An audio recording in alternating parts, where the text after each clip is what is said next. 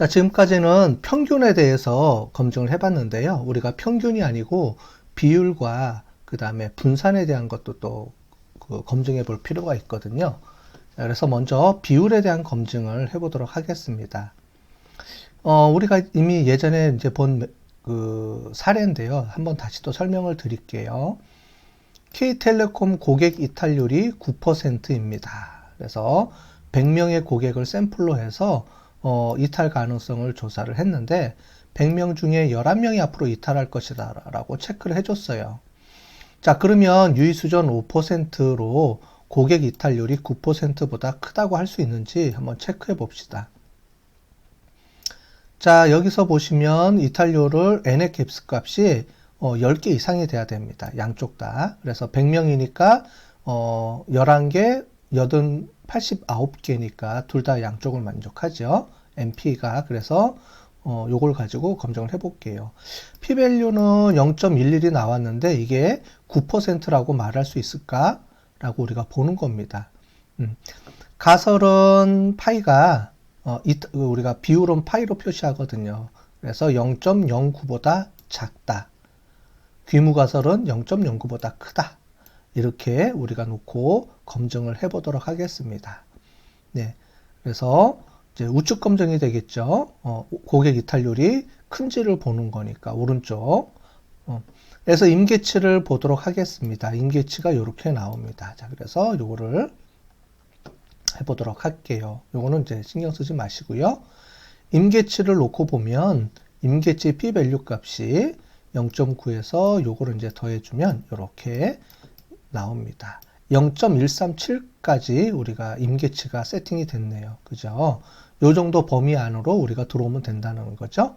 자, 그 다음에 검정 통계량을 보면 Z 캘큘레이션을 보면 0.699 플러스 마이너스 1.96보다 훨씬 더 작게 나왔네요. 그죠? 유의 확률도 계산해 보면 맞을 확률이 이렇게 나오죠. 그래서 요거를 계산을 해 볼게요. 자, 요거를 보시면 아시겠죠? 이제 우측 검증이니까 우리가 요거를 기준으로 보면 0.137보다 작으면 우리가 0.09라고 할 수 있다라고 보는 마지노선의 카운트입니다. 그 다음에 Z 값으로 보면 1.645만큼 이상 벌어지면 우리가 문제가 된다는 거죠. 그 다음에 P밸류 값으로 보면 0.05만큼인데 요거를 다 더해주고 요 밑에 있는 요 확률 값을 보면 요거보다 우리가 더 크지 않죠. 그래서 여기에 들어오게 됩니다. 따라서 우리가 결론적으로 보면은 0.05보다 우리가 크다 라고 말할 수가 있습니다. 따라서 우리가 아까 전에 본 것처럼 귀무가설은 이탈률은 0.09 이하냐라고 우리가 물어봤죠. 귀무가설이. 그래서 귀무가설이 맞다라고 우리가 볼 수가 있습니다. 그래서 0.09 이하라고 우리가 볼 수 있는 거죠. 샘플로 차이가 조금 벌어지긴 했지만 실질적으로는 그 샘플은 오차 범위 안에 들어간다. 이렇게 우리가 볼 수 있다는 겁니다. 예, 이해되셨죠? 자, 그 다음에 분산 검정을 해보겠습니다. 분산 검정은 언제 하냐면 보통 우리가 공장에서 신뢰도 테스트 할 때 이렇게 합니다. 그래서 분산의 검정에 대해서 한번 해보도록 할게요. 예를 들어 보겠습니다.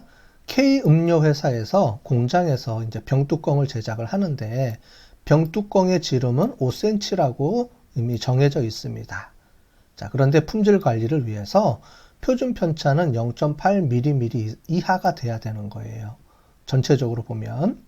그래서 오전에 생산한 5,000개의 병뚜껑을 다 조사를 하기 위해서 총 30개 샘플만 갖고 조사를 해봤습니다. 5,000개 중에서 30개를 세팅을 해봤더니 평균은 5cm가 나왔어요. 그런데 이 표준 편차를 보고 이 표준 편차를 봐서 전체적으로 병뚜껑들이 5cm를 중심으로 거의 균등하냐 아니면은 차이가 좀 많이 이렇게 벗어나느냐, 그러니까 병뚜껑 모양이 다 틀리느냐, 이제 요걸 보는 겁니다. 이런 걸 우리가 신뢰성 테스트라고 하는데요.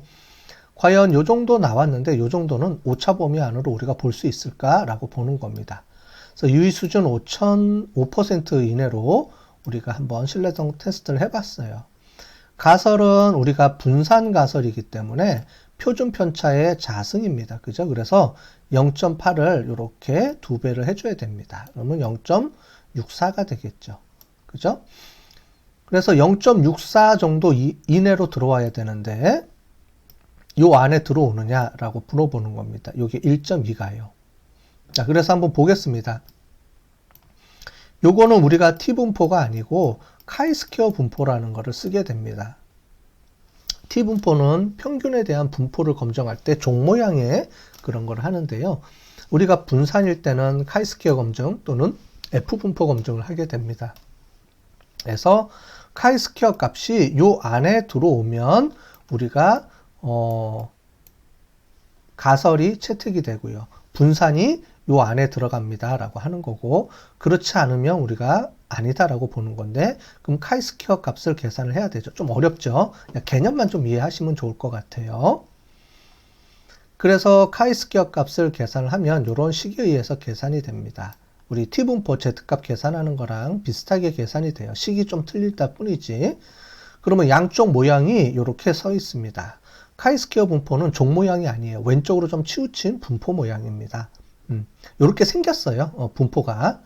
그래서 커트라인을 이렇게 보면 여기서 16.05, 요 정도 보면 요 정도 45.7 카이스퀘어 값이 요 정도 안에 들어와야 되는데 우리가 구한 카이스퀘어 값은 65.25가 되니까 이 범위를 벗어났죠.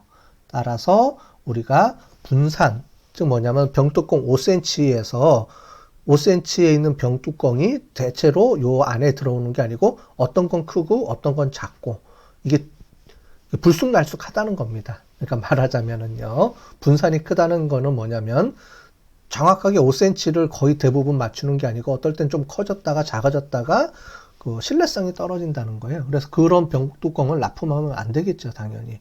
그래서 그런 것들은 우리가 다시 검사를 하거나 아니면 폐기하고 새로 만들거나 이렇게 해야 됩니다. 자, 이런 것들은 우리가 공장에서 우리가 신뢰성 검사나 이런 걸 할 때 쓰는 방법인데요.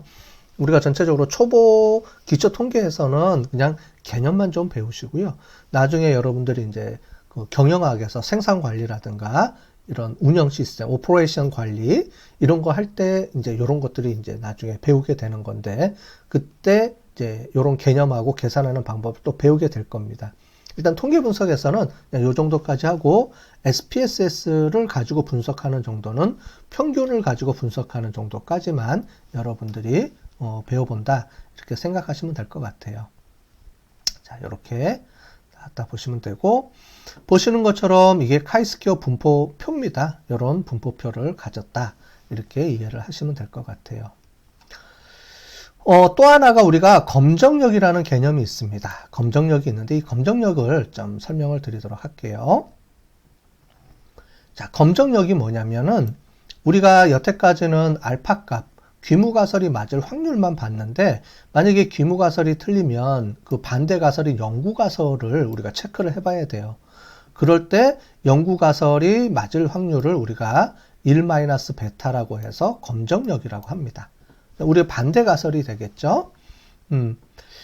자, 그런데 실험 결과에서 H0 우리가 귀무가설을 기각했을 때는 대부분 그 영구가설이 맞다라고 하는데 과연 영구가설이 맞는지 그 다음에 그렇게 맞을 경우에 이 검정력을 이용해서 우리가 표본을 몇 개 정도 뽑아야 되는지 이런 걸 계산할 때 검정력 이런 것들을 많이 씁니다.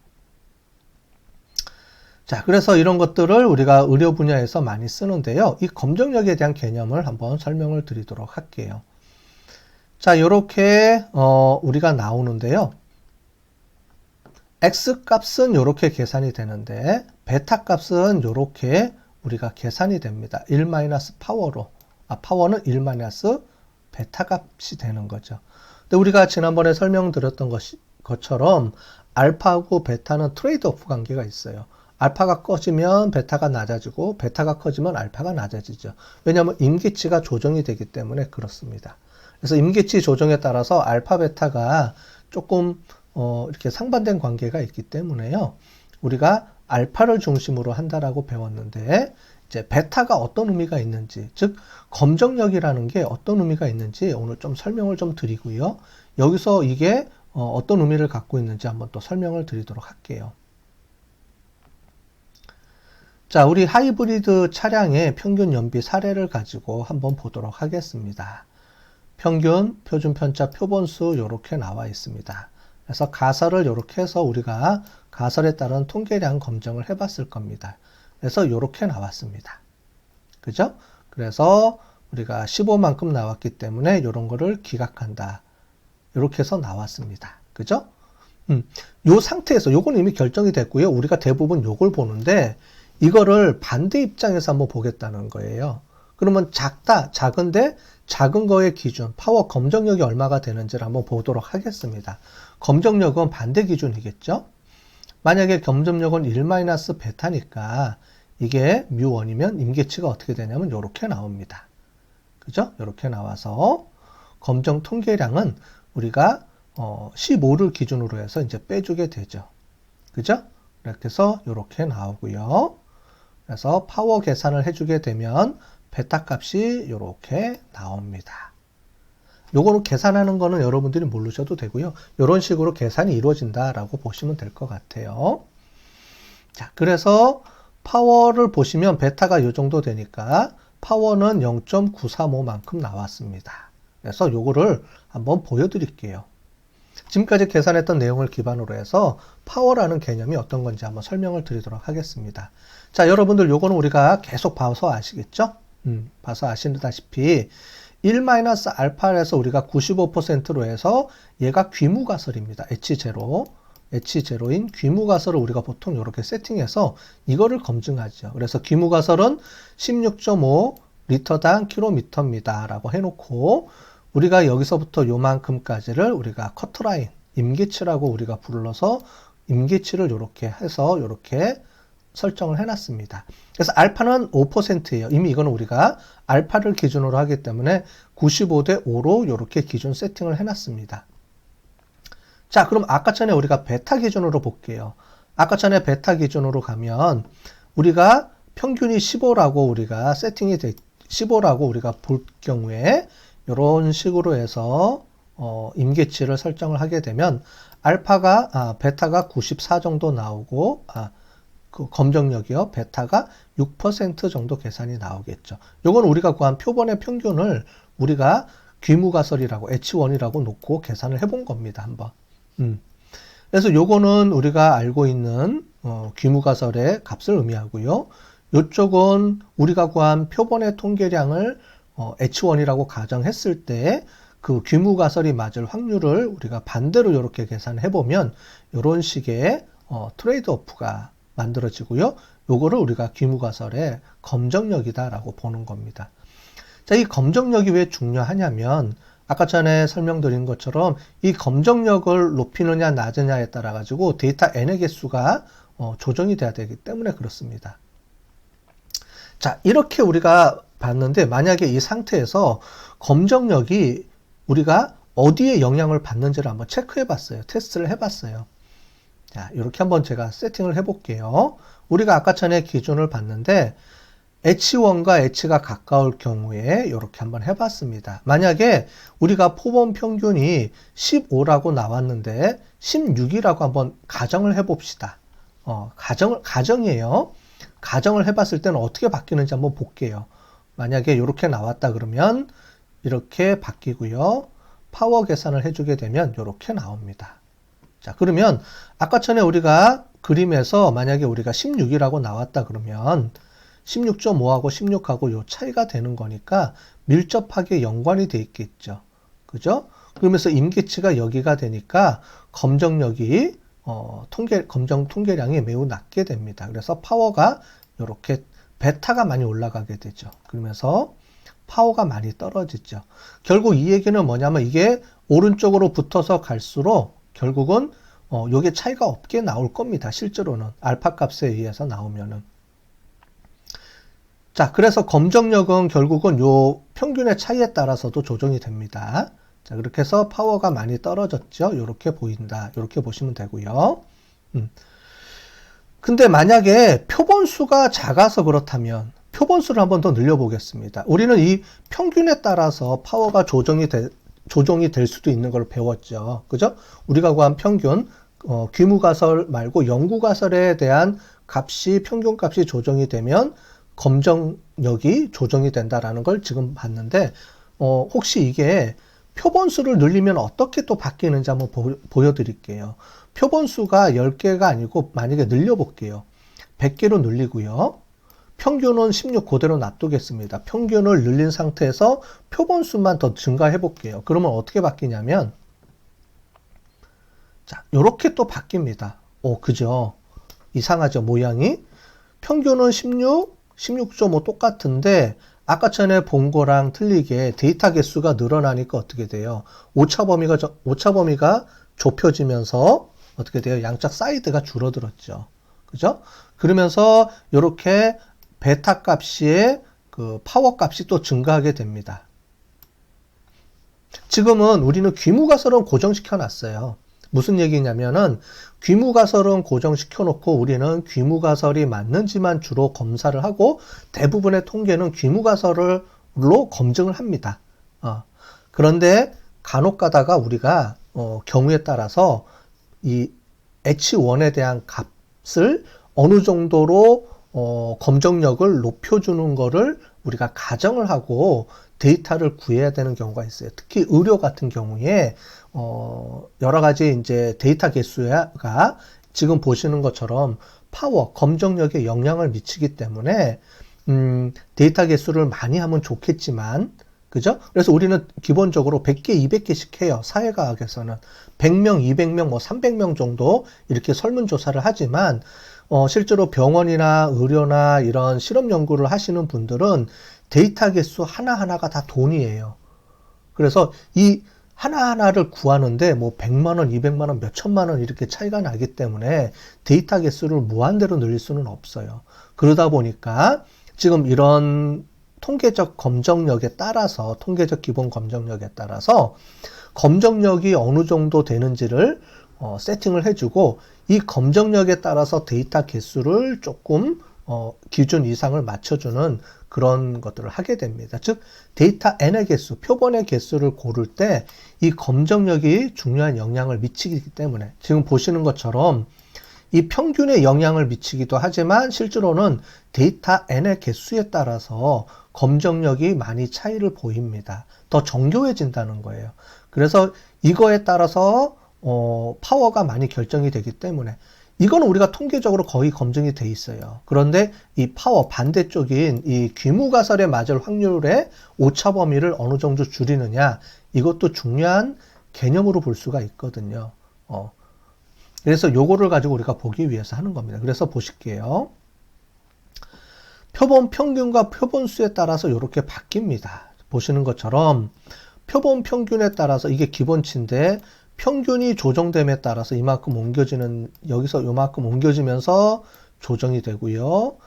특히나 표본수에 따라서도 조정이 돼요. 그래서 검정력에 영향을 미치는 요인들을 보면 이 평균하고 이 표본입니다. 특히 표본에 따라서 민감하게 이 검정력이 조정이 될 수가 있어요. 그래서 표본을 무조건 크게 하는 게 중요합니다. 또한 유의 수준도 이 영향을 미쳐요. 그런데 유의 수준은 우리가 귀무가설을 검증할 때 95%로 세팅을 해서 의미하기 때문에 요거는 거의 안 건드려요. 결국은 뭐냐면 유의 수준을 건드리는 게 아니고 표본수에 따라서 표본수로 조정을 해주게 돼요. 파워, 검정력을.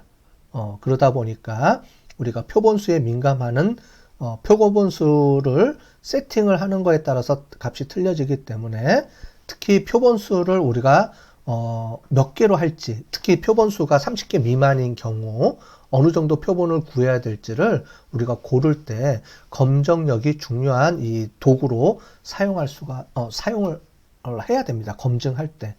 그래서 이런 걸 가지고 계산을 하는데 이렇게 우리가 계산이 돼요. 자, 보도록 할게요. 표본수에 따라서 한번 보도록 하겠습니다. 유의 수준은 이렇게 정해져 있고요. 그 다음에 검정력을 80% 정도 우리가 보겠다라고 해서 표본수를 한번 골라 보겠습니다. 자, 그러면 유효과 이펙트 사이즈라는 게 있는데요. 그 사이즈가 어느 정도 되는지 요걸 가지고 한번 볼게요. 그럼 표본 크기는 요런 공식에 의해서 만들어집니다. 만들어져서 알파와 베타에 따라서 조정이 된다 해서 이렇게 여기다가 값을 집어넣으면 되겠습니다. 그래서 예를 들어 볼게요. K병원에서 새로운 진통제를 개발하려고 하는데 사전 연구를 통해서 새로운 진통제의 효과 크기가 10시간이었다. 그리고 표준 편차는 20이었다. 라고 한다 그러면 자, 5% 유의 수준과 80% 검정력으로 평가하려면 몇 개의 표본을 이용해야 됩니까? 라고 우리가 문제가 있다 그러면 이제 표본을 구해야 되겠죠. 이거 진통제 개발을 하기 위해서 이제 테스트를 해봐서 이제 이거를 이제 테스트를 해봐야 되기 때문에 몇 명한테 최대한 해야 되느냐? 최하. 그러면 이런 식에 의해서 구해지게 됩니다. 그럼 최소 우리가 50명 이상을 구해야지만 검정력이 80% 정도 이르는 그 우리가 효과를 우리가 볼 수 있다. 그 정도의 검정력을 우리가 확보할 수 있다. 이렇게 볼 수 있습니다. 보시기에 따라서 조금 개념이 어려울 수가 있어요. 이 파워라는 개념은 그래서 그 초보 우리 통계에서는 잘 가르치지는 않는 거예요. 가르치지는 않고 보통 이게 중고급 정도 수준이 돼야지만 파워를 가리키는데 그래도 전체적으로 여러분들이 이런 것들을 다 이해하고 넘어오셔야 되기 때문에 여기서는 설명을 드렸습니다. 이 파워에 대해서는 그냥 이 정도 수준에서 이해를 하시면 되고 지금 배운 요 모비율, 그 다음에 모분산, 그 다음에 파워 요거는 여러분들이 그냥 한번 쭉 듣고 그냥 이해하면서 넘어가시면 될 것 같아요. 굳이 여기다 신경을 많이 쓰고 내가 왜 이거를 이해를 못하지? 라고 고민하지 마시고요. 요 정도 수준은 초급 수준을 조금 벗어나는 거기 때문에 그래도 제가 좀 설명을 드리는 겁니다. 그러니까 충분히 한번 쭉 리뷰해 보시고 그냥 개념 정도만 이해하시면서 설명을 들으시면 좋을 것 같아요. 자, 오늘 한 내용을 전체적으로 요약 정리해 보겠습니다. 오늘 다양한 문제 해결을 위한 통계 분석 방법에 대해서 설명을 드렸고 1표본, 모비율, 모분산, 검정력 요 세 가지에 대해서 쭉 설명을 드렸는데 요거는 조금 우리가 그 초급 수준을 벗어나기 때문에 요거는 그냥 한번 훑고 넘어가시면 좋겠다고 설명을 드렸어요. 자, 통계 분석은 차이 검정, 관계 검정 두 개로 나눠진다고 했고요. 차이 검정은 그룹 간의 차이 검정할 때, 2개 이하일 때는 T 검정. 그죠? 3개 이상일 때는 분산 분석. 2개 이하일 때 하나일 때는 1표본 T 검정, 독립적인 2표본일 때는 독립표본 T 검정. 그런데 나를 2번 측정한다 그러면 대응 표본. 그죠? 그 다음에 독립표본 2개에서 3개 이상 늘어나면 일원 분산 분석. 그 다음에 대응 표본이 나를 2번 측정했는데 3번 이상 측정하게 되면 반복 측정. 두 가지 변수를 팩터를 동시에 고려하는 상황이 오면 이원 분산 분석. 그 중에 우리가 미리 사전에 그룹을 설정해서 전후를 측정하게 되는 반복 요인이 그 중에 하나가 들어가게 되면 이원 반복 측정 분산 분석. 관계 검정입니다. 관계 검정에서 두 변수가 범주형 변수, 범주형 변수면 교차 분석. 두 변수가 1대1의 관계이면서 원인과 결과가 없으면 상관 분석. 두 변수가 1대1이면서 인과관계, 원인과 결과가 있으면 단순 회귀 분석. 근데 1대 여러 개, 종속 변수, 독립 변수가 여러 개 있으면 다중 회귀 분석.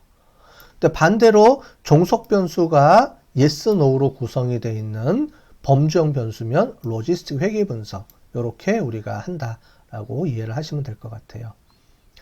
자, 1표본 T 검정입니다.